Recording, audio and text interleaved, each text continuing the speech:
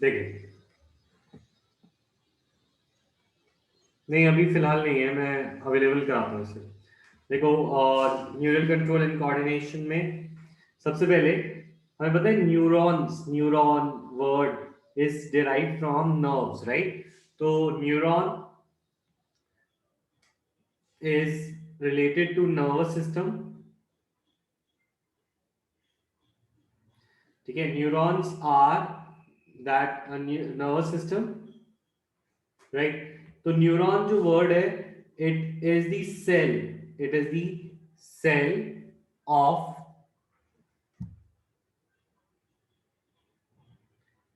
structure and functional unit of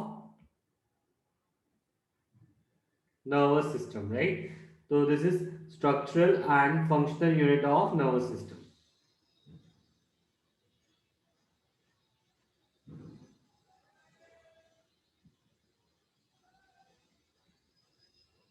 ठीक है, I am good now Ashmeet. अच्छा, तो अब जो न्यूरॉन्स हैं, न्यूरॉन्स के अंदर there are different types of structures that help it to detect different kinds of signals या stimulus.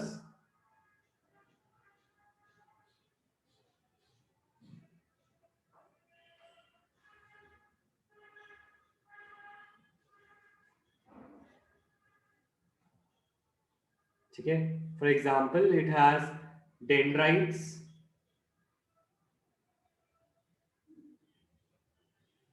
then a long body known as axon, और फिर there are nerve endings, right? तो ये डायग्राम तुम भी बनाओगे साथ साथ। तो देखिए, तो इसके अंदर ये कहलाती है हमारी सेल बॉडी।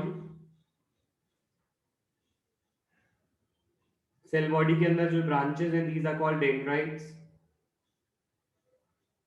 ठीक है, लॉन्ग ये पूरा पार्ट कहलाता है action, and the end terminal part is called the nerve endings.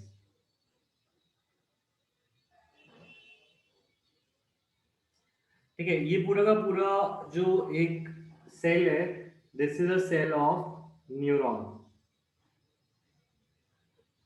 Which is the structural and functional unit of nervous system. ठीक है, अब ह्यूमन नर्वस सिस्टम की क्लासिफिकेशन अगर हम देखें, तो what is the division of human nervous system? तो human nervous system जो है, it is divided into different parts.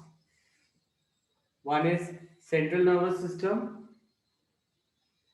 and the second one is the peripheral nervous system. ठीक है, जो सेंट्रल नर्वस सिस्टम है, it comprises of two things, brain and the spinal cord.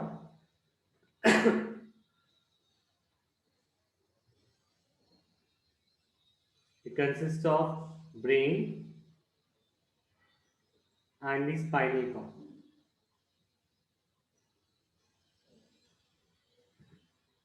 ठीक है, and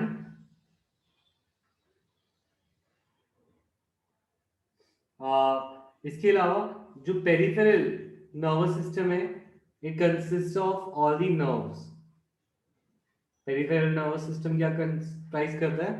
peripheral nervous system comprises of all the nerves.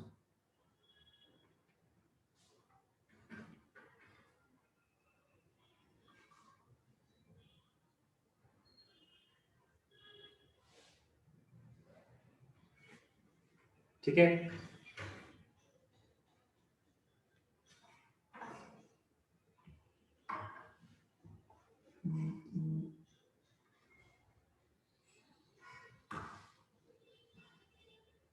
Now peripheral nervous system को हमने दो parts में डिवाइड कर रखा है, and that is somatic nervous system and autonomous nervous system.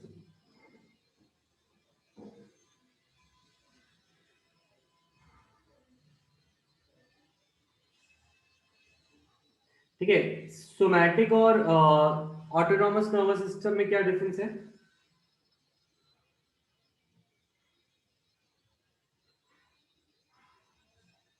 Somatic nerves जो होती हैं वो हमारे वॉलेंट्री नर्व्स होती है, वॉलेंट्री कंट्रोल में होती हैं। जो हम एक्शंस करते हैं वो सोमैटिक नर्व्स के द्वारा होता है, ठीक है। और कुछ ऐसे एक्शंस हैं जो हम नहीं करते, फॉर एग्जांपल डाइजेशन या रेस्पिरेशन के अंदर जो नर्व्स इंक्लूड होती हैं, तो ये सारी नर्व्स जो हैं they form a part of autonomic nervous system, ठीक है, ऑटोनॉमिक नर्वस सिस्टम। तो these nerves control involuntary action.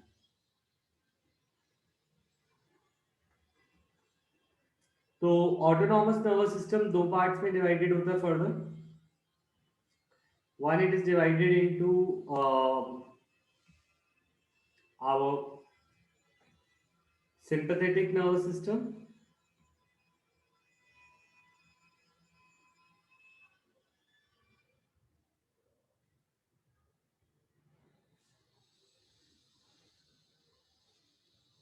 and the other part is parasympathetic nervous system.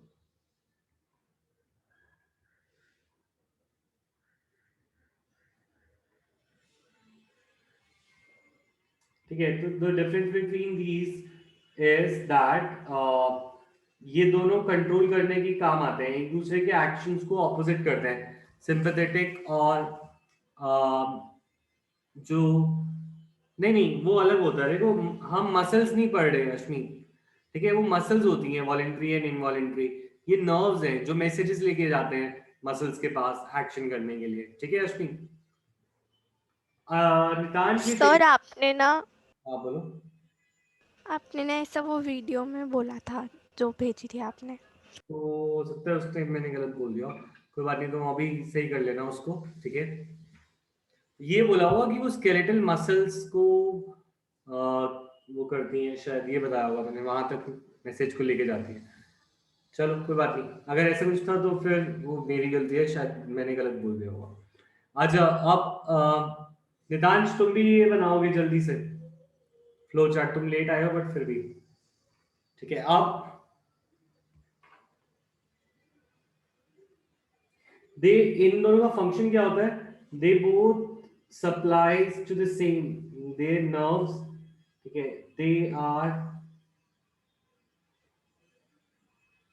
Control activity. For example कोई चीज अगर हार्ट रेट को बढ़ाता है, सपोज सिंपैथेटिक हार्ट रेट को बढ़ा रहा है तो पैरासिम्पैथेटिक हार्ट रेट को कम करता है, तो दैट इज व्हाई ये दोनों एक दूसरे के ऑपोजिट चलते हैं, सो दैट अगर एक टिश्यू में कोई चीज बढ़ रही है तो दूसरी चीज को वो कम करता जाए, सो दैट कंट्रोल में रहे। हर चीज का एक कंट्रोल होना चाहिए, राइट, ठीक है। So this is all about the classification of nervous system, जो कि हमें यहाँ पर मिल जाएगा, उस क्लासिफिकेशन के थ्रू ही हम इसको डिवाइड कर सकते हैं। ये क्लासिफिकेशन क्लियर है, यस और नो एवरीवन?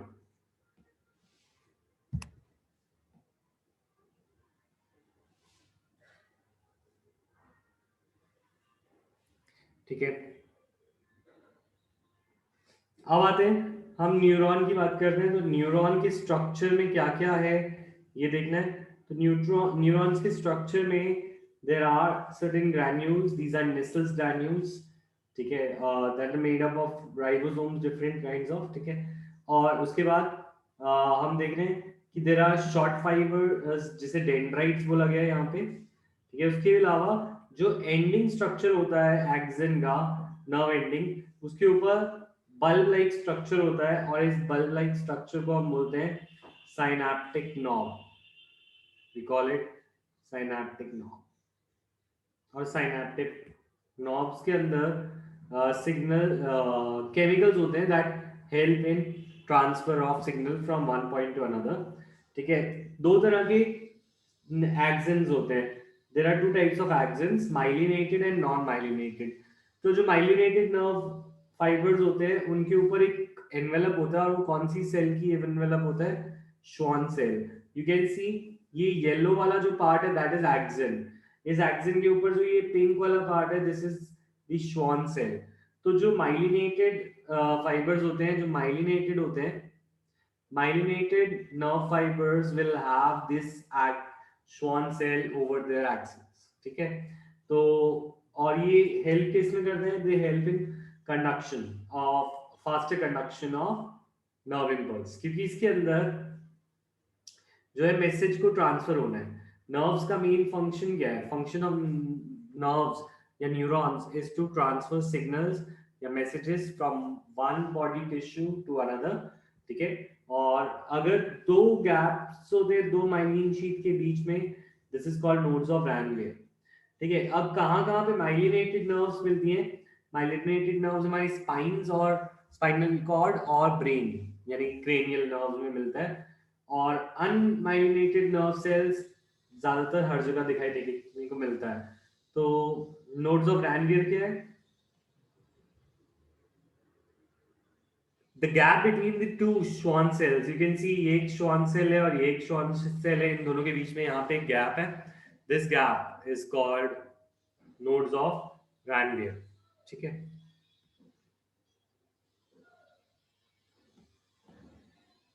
तो structure and function of nervous neuron clear है सबको? यस और नो? नितांश तुम्हें समझ आ रहा है?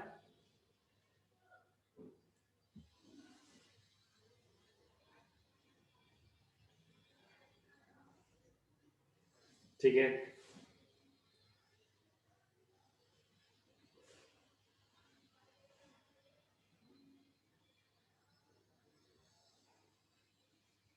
Okay, now coming at generation and conduction of nerve impulse. तो नर्व इम्पल्सेस कैसे जनरेट होती हैं और कैसे कंडक्ट होती हैं? देखो, अगर एक इंसान को कोई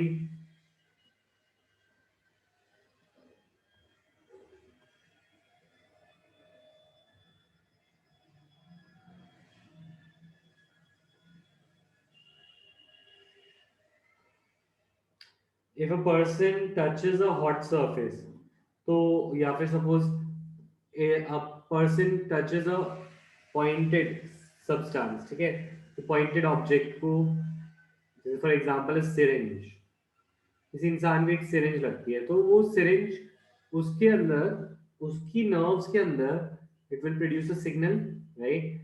तो जैसे ही वो उसे टच करेगा तो there will be nerves present in the area, these nerves will get activated on touch, and ये जो मैसेज होगा कि for example there is a stimulus, तो वो मैसेज उसके ब्रेन तक जाएगा with the help of certain nerves, right.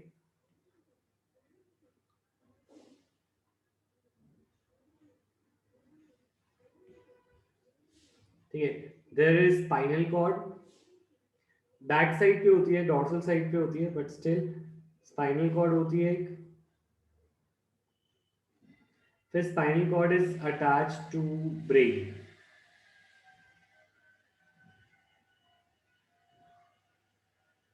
Right.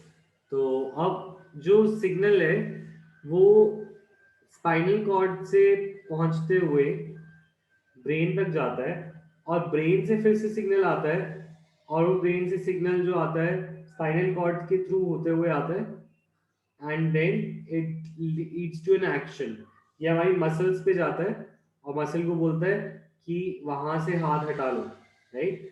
तो इस केस में जो मसल है हमारी, that is an that is called an effector. इसे क्या बोलते हैं? इसे बोलते हैं एन इफेक्टर। एंड जो स्पाइनल कॉर्ड है और ब्रेन है, ये दोनों किसके पार्ट है? They are a part of central nervous system, जिसका फंक्शन होता है टू प्रोसेस द इंफॉर्मेशन, ठीक है।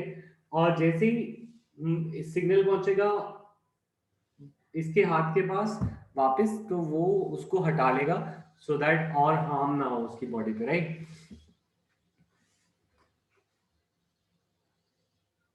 सो तो नर्व इम्पल्स या मैसेजेस पास ऑन कैसे होते हैं? ठीक है, तो देखो, न्यूरॉन्स एक्साइटेबल सेल्स हैं। एक्साइटेबल सेल्स मतलब इनके अंदर कोई सिग्नल जनरेट किया जा सकता है, ठीक है। तो that is why they are called excitable cells. इसकी जो मेम्ब्रेन होती है उसके ऊपर पोलैरिटी होती है, that is it is polarised, ठीक है। पोलराइज्ड का मतलब ये है इसके ऊपर दो पोल होते हैं, एक नेगेटिव और एक पॉजिटिव, तो दैट मीन्स पोलराइज। ठीक है। अच्छा, अब ऐसा होता कैसे है, इसके अंदर इसका रीजन दे रखा है वाई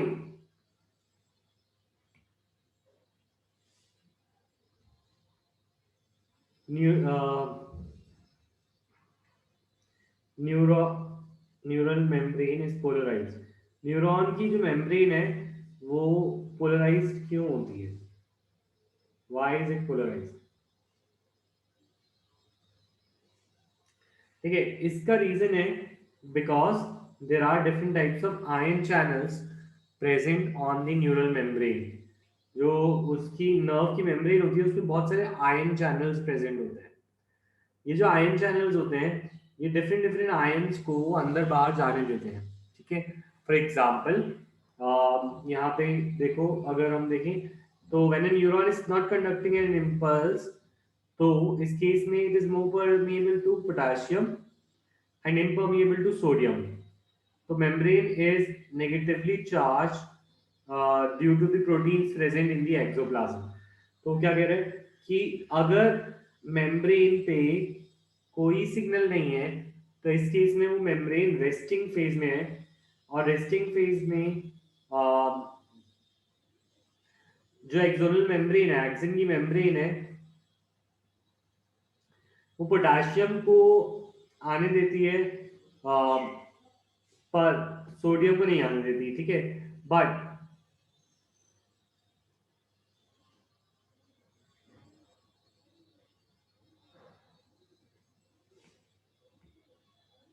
क्योंकि इसके अंदर ऑलरेडी नेगेटिवली चार्ज प्रोटीन बहुत ज्यादा होता है, तो हमारी नर्व्स की अंदर की साइड पे नेगेटिवली चार्ज प्रोटीन बहुत ज्यादा होता है, और ये जो नेगेटिवली चार्ज प्रोटीन होता है इसकी वजह से इस मेम्ब्रेन के ऊपर नेगेटिव चार्ज आ जाता है।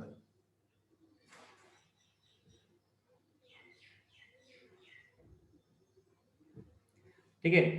अच्छा, अब एक चीज और याद रखने की है कि यहां से पोटेशियम जा सकता है पर सोडियम नहीं अंदर जा सकता, तो सोडियम बाहर इकट्ठा हो जाता है।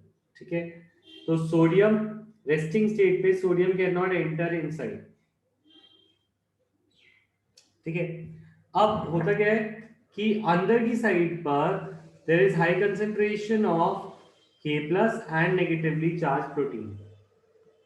अंदर की साइड पर K प्लस बहुत ज्यादा है और नेगेटिवली चार्ज प्रोटीन कम है, भी ज्यादा है, और बाहर और अंदर कंसेंट्रेशन सोडियम की कम है। क्यों? क्योंकि sodium was not able to move inside but potassium is already inside, तो अंदर की साइड पे पोटेशियम ज्यादा है और सोडियम कम है। ठीक है। और बाहर की साइड पर पोटेशियम ज्यादा है, तो बाहर Na प्लस जो है बाहर की साइड पे बैठे हैं, ये सारे Na प्लस है।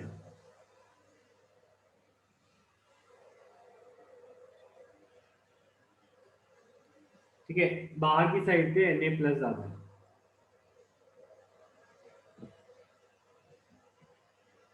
ठीक है। अब होता क्या है, जब भी कोई सिग्नल प्रोड्यूस होता है, कोई स्टिमुलस प्रोड्यूस होता है, तो उसके इसमें ये पोलैरिटी रिवर्स हो जाती है। वो हम देखेंगे कैसे। पर ये जो कंसंट्रेशन है कि सोडियम अंदर ज्यादा और पोटेशियम अंदर ज्यादा, सोडियम बाहर ज्यादा, ये सबको मेंटेन कौन करता है? इसको मेंटेन करता है हमारा सोडियम पोटेशियम पंप, जिसकी वजह से 3 Na प्लस बाहर जाते हैं तो 2 K प्लस अंदर आते हैं। ठीक है। तो सोडियम पोटेशियम पंप क्या करता है, वो यहीं पे लगा होता है, और सोडियम पोटेशियम पंप क्या करता है, वो सोडियम को बाहर करता है और पोटेशियम को अंदर करता है।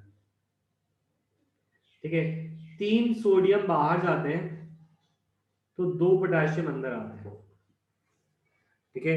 तो 3 बाहर गए और एक अंदर आया, इस वजह से अंदर की साइड पर पॉजिटिव चार्ज कम रहता है, क्योंकि जा बाहर ज्यादा रहे और आ अंदर कम रहे हैं, तो इस प्रोसेस में इसीलिए अंदर की साइड पे नेगेटिव चार्ज होता है, बाहर पॉजिटिव चार्ज होता है। तो तुम मुझे बताओ ये रेस्टिंग स्टेट क्लियर है, यस और नो?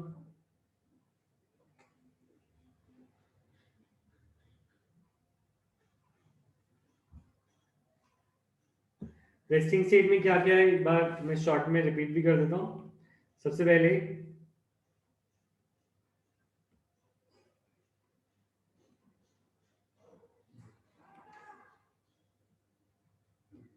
membrane is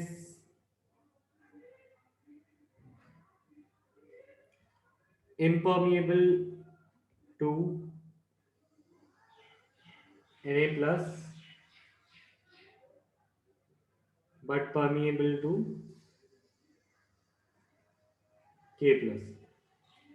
ठीक है, दूसरा पॉइंट ये है negatively charge protein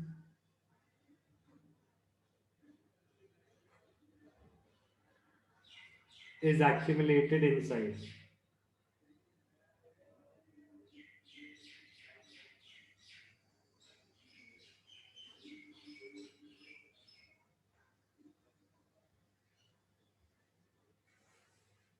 Third point is that uh, sodium potassium pump maintains ionic difference या ionic gradient by pumping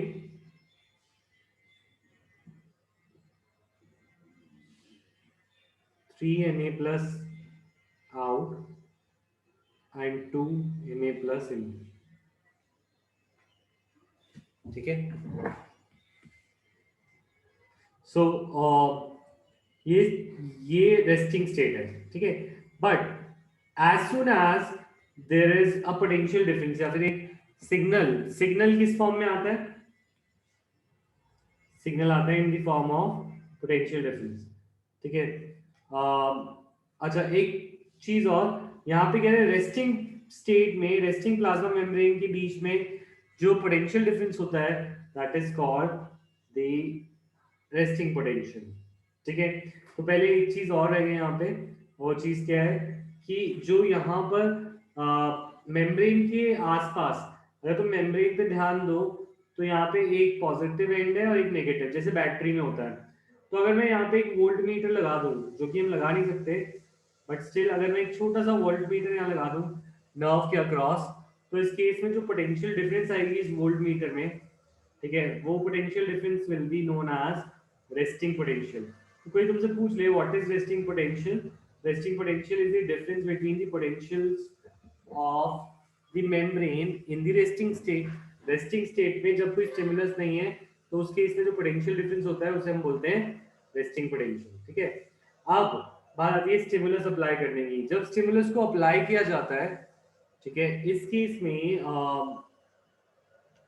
suppose वो एक साइट ए पे अप्लाई हुआ, कोई किसी को कोई चोट लगी, किसी को कोई हॉट प्लेट पे हाथ लग गया या फिर कोई सिरिंज की वजह से कोई पेन हुआ, तो दिस इज कॉल्ड स्टिमुलस। ठीक है, इस स्टिमुलस की वजह से ज्यादा Na प्लस अंदर की साइड पे जाता है और इसकी वजह से polarity of that side gets reversed. The outer surface of the membrane becomes negatively charged and the inner become positively charged. So, in case of a stimulus, when stimulus is applied, तो वो अब resting state पे नहीं रहा। ठीक है, तो stimulus apply करने से क्या होता है, जैसे सपोज stimulus यहाँ पे अप्लाई हुआ,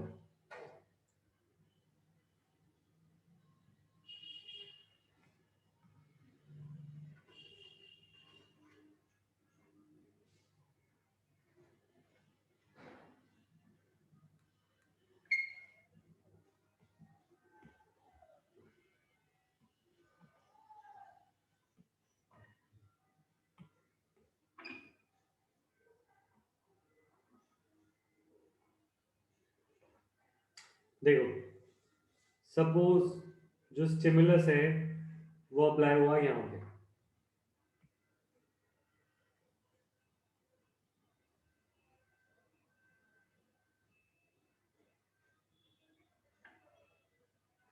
ठीक है, इसको हम बोल देते हैं साइट ए।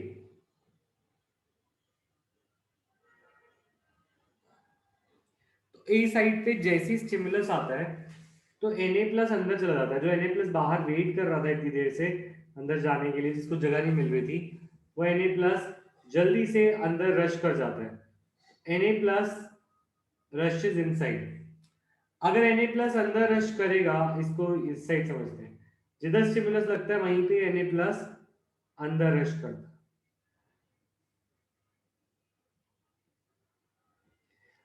Na+ के रश करने से होगा क्या, अंदर की साइड पे पॉजिटिव चार्ज आ जाएगा,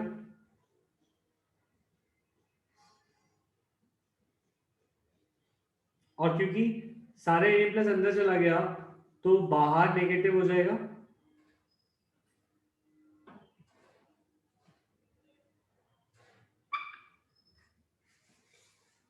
ठीक है, तो जो साइट ए है, इस साइट ए पे Na+ की वजह से देयर इज रैपिड इनफ्लक्स, जल बहुत सारा Na+ अंदर आता है, तो हम इसे बोलते हैं rapid influx of Na+ occurs at the site।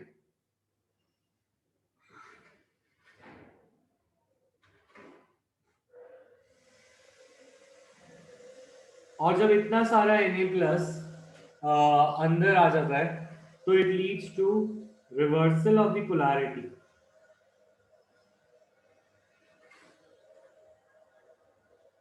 मतलब पोलैरिटी उल्टी हो जाती है, जहां पे वो Na+ अंदर आया है वहां पे पॉजिटिव अंदर हो जाता है, नेगेटिव बाहर हो जाता है। ठीक है, ये जो भी मैं लिख रहा हूँ हाथ से और जो मैं डायग्राम बना रहा हूँ तुम्हारी कॉपी में होने चाहिए as soon as the class ends. Okay,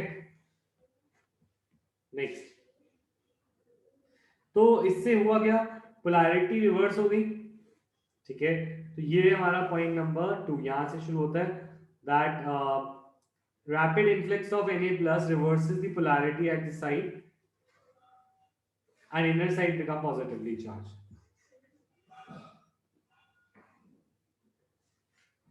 तो इस केस में जब साइट ए है उसकी रिवर्स होगी पोलैरिटी, तो इसको हम बोलते हैं डीपोलराइजेशन। इसे क्या बोलते हैं, डीपोलराइजेशन का मतलब क्या है कि जो नॉर्मल पोलैरिटी थी उसका उल्टा हो गया। ठीक है, तो अब इस केस में यहां पर ये हो गया डीपोलराइज। ठीक है, अगर तुम यहाँ पे जहां पे डीपोलराइज हुआ है वहां पे वोल्टमीटर लगा के चेक करना चाहो कि क्या रीडिंग आती है, इस केस में जो पोटेंशियल डिफरेंस होता है नर्व में उसको हम बोलते हैं एक्शन पोटेंशियल, क्योंकि ये जो पोटेंशियल डिफरेंस है वो सेटअप हुआ है due to an action, due to stimulus. तो यहां तक की कहानी अभी तक क्लियर है, रेस्टिंग स्टेट और स्टिमुलस, यस और नो।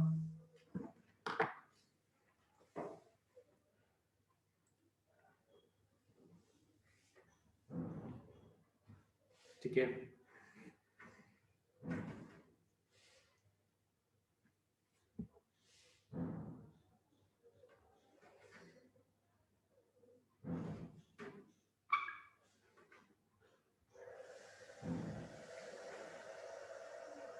तो अब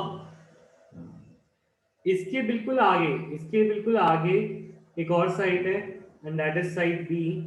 तो साइट बी में क्या होता है देखो, अब अगर हम इसकी साइट को कंपेयर करें, अब है क्या, अब डायग्राम कुछ ऐसा सा दिखता है हमें। ठीक है, इस इधर रिवर्सल हो गया पोलैरिटी का,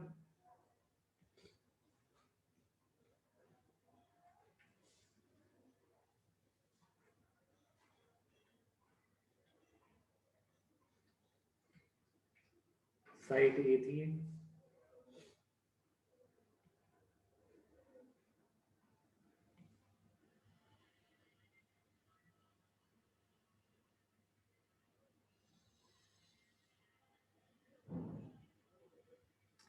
ठीक है, और इसके साथ है ये साइट बी। तो तुम्हें पता है करंट मूव करता है from positive to negative, right. तो इसी तरीके से क्योंकि यहाँ पे चार्जेस में डिफरेंस आ गया है तो करंट स्टार्ट्स मूविंग, और करंट अंदर की साइड पे it goes from A to B, और बाहर की साइड पे current goes B to A. तो अ करंट स्टार्ट्स मूविंग, अंदर की साइड पे it goes A to B, और बाहर की साइड पे it goes B to A. इस वजह से होता क्या है, साइड ए का जो चार्जेस है वो बी के साथ क्या हो जाती है, रिवर्स। तो अब आफ्टर सम टाइम, यहाँ पर after with in a fraction of seconds, reversal होने के बाद जो ये साइड है वो कुछ ऐसा हो जाएगा। तो ये वाली साइड तो ए वापस आ जाएगी अपने ही उस पे, पर side B will get depolarised.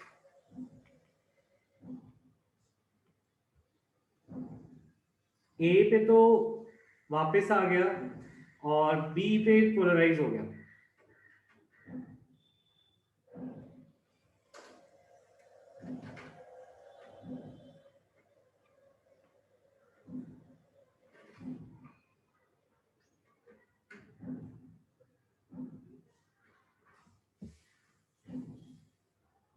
मैं दोबारा बता रहा हूं, देखो करंट कैसे मूव करता है, करंट मूव करता है पॉजिटिव टू नेगेटिव। अब यहाँ पे एक पॉजिटिव चार्ज है तो पॉजिटिव से नेगेटिव करंट मूव करेगा, ठीक है। ये पॉजिटिव चार्ज इधर से इधर चला जाएगा, सिमिलरली ये पॉजिटिव चार्ज यहाँ से यहाँ चला जाएगा, राइट, यस और नो। और बाहर की साइड पे भी पॉजिटिव टू नेगेटिव, तो बाहर की साइड पे इधर से इधर और इधर से इधर, तो होगा क्या, पॉजिटिव इधर आ गया, पॉजिटिव इधर आ गया, ठीक है। इसी तरीके से ऊपर वाला जो पॉजिटिव था वो ए पे चला गया, ये ए पे चला गया, इधर ए हो गया, और इधर वाला भी ए पे चला गया। तो ए वाला तो नॉर्मल हो गया, पर जो बी वाला है अब वो डीपोलराइज हो गया। तो होगा क्या, ऐसे ही चलता जाएगा, दैट मीन्स अब पॉजिटिव इधर से इधर जाएगा, ऐसे साइड सी पे पोलैरिटी रिवर्स हो जाएगी, और ऐसे चलते चलते नर्व में ये जो एक्शन पोटेंशियल जनरेट हुआ था, it will finally reach our brain और आवर स्पाइनल कॉर्ड। तो ये एक नर्व इम्पल्स है, ये एक एक्शन पोटेंशियल है जो हमारे ब्रेन तक सिग्नल को पहुंचा रहा है, ठीक है।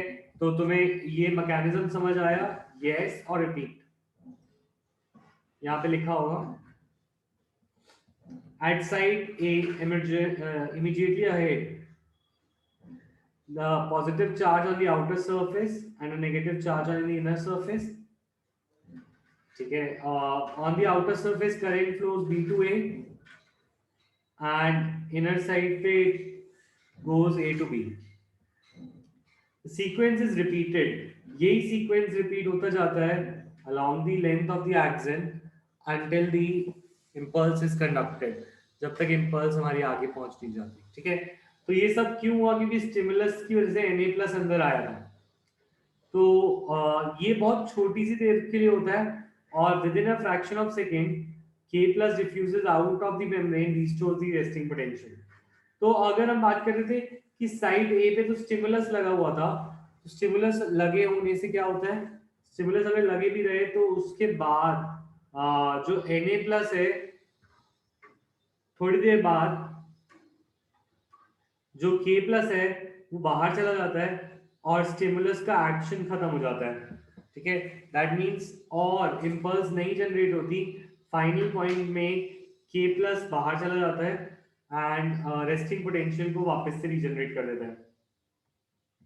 What it is trying to say is, इसके बाद वापस से हमारा K plus goes out, K plus के बाहर जाने से अंदर पूरा नेगेटिव हो जाता है कंडक्शन हो जाने के बाद, और बाहर पूरा पॉजिटिव हो जाता है।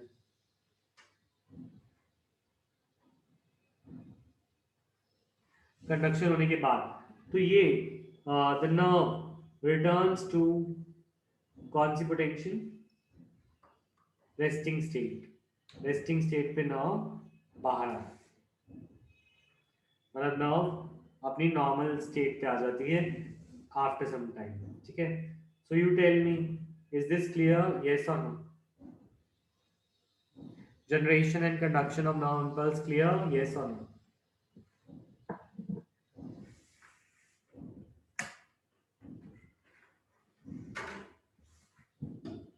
Ashmeet, Nitansh, clear?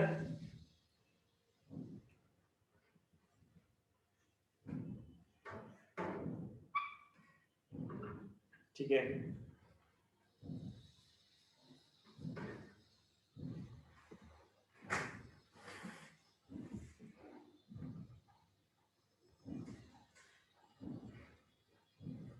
इसके बाद हमारा टॉपिक है transmission of impulse. Next meeting join करो, इसी लिंक को दोबारा.